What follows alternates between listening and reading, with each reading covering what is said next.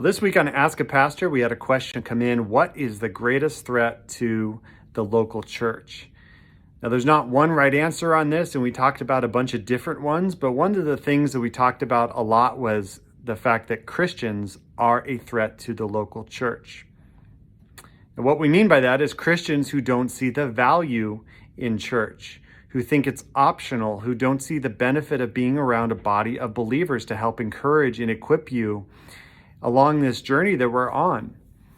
Christians that don't hold to the Word of God as their foundation, who don't pursue Jesus, who treat all the things as optional in their relationship with God.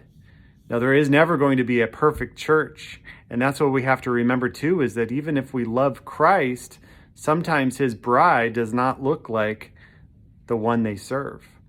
So we have to give grace to each other. We have to remember that there will be imperfect people all around us, just as we are imperfect, but that doesn't mean that we forsake the gathering together as a body of believers. And so I think for the local church to thrive in this day and age, they have to stand on the Word of God, and they have to be surrounded by people who will support the church, not just with their attendance, but with their serving, with saying that I will be there to help equip others, to help serve my community. That's where the church really becomes the church in Acts that moved with power. They didn't just sit around, they gave. They lived out the gospel in their daily life. And that is what we long for the church in America to be. Now, there are pockets, there are remnants of this, but as a whole, the church has lost its influence because it has not stood up.